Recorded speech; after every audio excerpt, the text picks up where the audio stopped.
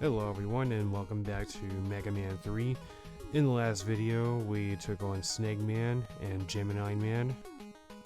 And we are now going to go take on Needle Man. Serial number 17. He is a robot for mining operations. His weapon is the needle cannon that can smash through concrete up to 30 centimeters thick. And this is Needle Man's level, and it looks similar to a mining area. This guy is called Hottie Harry. I think that's how it's pronounced, or Harry. It's Harry spelled differently. One word is Japanese, and the other one is English. It's weak to the Gemini laser, but once it starts rolling, excuse my grammar, it becomes invulnerable, and your shots just reflect off of it. This is Cannon, very original name, a robot stationed to guard energy resources from aliens. Okay, it can't be damaged when its shield is closed up. We've also got some Yambo, and here's a Metal Deluxe, as it's called. They're pretty similar to the Neo Metals from Mega Man 2. I'm not sure exactly what the difference is. I think they pop up and shoot you much faster, but the shots are, like, they might be slower than... But I'm not too sure because I'm pretty quick to destroy them. These skewers, as you can see, don't destroy you in one hit, as spikes normally do, which is great because that would make that little section a nightmare for beginners. This is a piss poorly placed Harry, and once it gets close to you, it's very hard to destroy. It's like you have to take it out as soon as you see it, otherwise it's going to spray its needles and then it's going to start rolling towards you, and like once it gets close enough to you, it's just gonna go in a very repetitive pattern that makes it almost impossible to destroy without taking massive damage. This is me trying to use different weapons to see if they work. The Surf Snake was obviously completely useless against Hammer Joes. We just need to get past this Biggie. I didn't really have to bother destroying it. It doesn't take a lot of hits, and it's pretty easy to get past because it only does one singular jump, and you can just get past it right there. So here's Needle Man. He's equipped with a body similar to Airman's and an advanced form of Metal Man's movement programming, which makes a lot of sense because Needle Man is a very frantic robot master. Because along with his needle cannon, he can actually get up close to you and try to skewer you with his head needles. And as you can see, he's very weak to the Gemini laser. And that's it for Needle Man. Pretty short stage so far. And we get the Rush Jet, which I will say is a Rush mod that we're not going to see until a bit later on. But if you've played Mega Man 3, you know that the Rush Jet in this game is completely busted. It is so overpowered, but like I said, we're going to get to it later. But with all that said, we're going to be moving on to Top Man. Serial number 21. He is a robot equipped with an auto balancer that allows him to rotate at high speed. Spinning tackles are his specialty. This is Bolton and Newton, an industrial guard system. This annoying enemy is invincible until its two parts unite. This robot is called Mecha Karo, which is a new version of Kamadoma. It's so low to the ground you can't even hit it until it jumps. But once it jumps, it only takes one hit.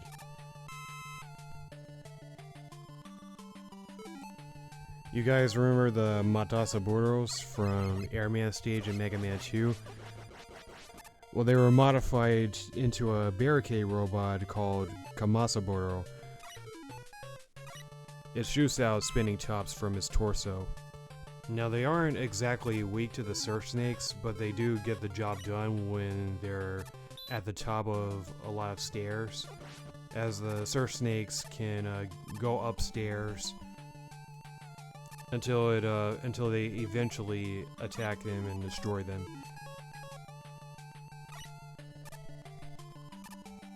Otherwise, it would have been a bit more tedious just to try and attack them with the arm cannon. Remember the Pickleman from Gusman stage in Mega Man 1? Well, now they have bulldozers, and the bulldozers themselves will reflect any attack, so you have to hit the Pickleman itself. Got a couple of Metal Deluxe. I don't even know why it's called that, because they seem to be a nerfed version of the Neo Metal from Mega Man 2, because those guys used to fly off platforms. This giant feline robot is called Tama. Dr. Light created this robot for an event a while back. However long that event was, and because it's a feline, of course it has... I'm not sure if that's supposed to be yarn or hairballs. I'm guessing hairballs because they do come out of the mouth, but at the same time they look like yarn, so it's kind of hard to say. The Kamasaburos are actually weak to the Gemini laser, but I used the Surf Snake because it was at a level higher than me. I think those are supposed to be fleas that it just shot out of his body, which is weird because it's a robot. Well, yeah, that's pretty accurate to a cat. I almost said cow. A cat. I wonder if it actually has fur. I wonder if they applied an actual fur coat. That would be pretty interesting. As you can see, I didn't realize that they were weak to the Gemini laser, which is why I didn't even use it. Spinning top platforms towards the end of the level. And we are at home stretch. So Top Man spins at high speeds and has a shield system that renders incoming attacks ineffective. He's popular at New Year's because he can produce toy tops from his head. That being said, I don't actually have Top Man's weakness, which would be Hard Man's weapon, because somewhere along the line the developers forgot to implement a pattern in which you follow in terms of finding a Robot Master's weakness. Because Snake Man is actually weak to the Needle Cannon, but that's the first Robot Master that we fought. So it's like once you defeat Needle Man, you're kind of stuck in a triangle until you figure out who you're going to fight next. This game is a rushed product, so trying to go after each Robot Master in an orderly fashion seemingly had been overlooked during development, because now you have a small circle with Snake Man, Gemini Man, and Needle Man, but then you've got the other 5 Robot Masters to deal with, which apparently have their own circle after I made sense of it in my head. I had to write this stuff down. That being said, if you're looking for a starting point, Top Man is a pretty good option. An easy pattern to follow and takes decent damage from the arm cannon. But that said, we're going to be moving on with Shadow Man. Serial number 24. He was built based on a ninja. His weapon, Shadow Blade, is coated with a liquid that disrupts mechanical functions. I wonder if that information has something to do with the level that he happens to be in. Or when I say level, area. Oh, here comes that mysterious robot. Fun fact, if you pause the game just before you land,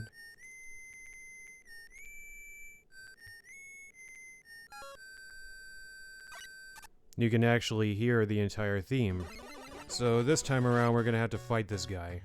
He likes to run from one corner to another, and if he gets close enough to you, he'll start jumping and shooting at you. So what I like to do is hug one corner And then once he's further enough away from me, that's a good time to shoot. Very simple to deal with. We're going to be seeing him again pretty soon.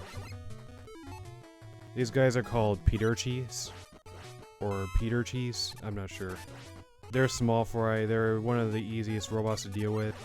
Unlike a couple of these guys, the robot at the top was called a hologram. We're going to see another one of those pretty soon. Dr. Wily is proud of this hologram producing mecha. I'm having a hard time speaking. The terrain becomes obscured when the hologram is active, but destroying the mecha will make your surroundings revert to normal. But sometimes, a lot of times, the hologram is completely out of reach, and it's up to you to figure out where you need to be. If you play the level enough, you'll eventually figure out exactly where you are and where you need to be, and you can really just ignore it. There was also another enemy back there called Walking Bomb, which is a walking version of the killer bomb from Mega Man 1. I honestly had no idea they were related, but that's actually pretty hilarious considering that the killer bomb is a goofy looking robot. It's literally a walking grenade. This is called a Parasiu, a member of the robot circus. It will try to drop down and take you by surprise, so try to memorize where it emerges from. It says that it's weak to Magnet Man's weapon, but the Gemini laser actually takes it out instantly. So that's another weapon that's pretty good to use. We're at home stretch, I believe. Yep, this is it. I hate those things. Now, Shadow Man is a mysterious one. There's not a lot of data on him. Which is weird to say out loud considering that the developers literally made it so that Shadow Man could be mysterious. But maybe I'm thinking about it a little too much. So he's weak to the Shadow Blade. Oh, he can slide too. He jumps and he slides. He shoots his Shadow Blade as well. He's pretty fast too. I didn't really have much time to talk about him. But what I can talk about is how ridiculously busted the top spin can be.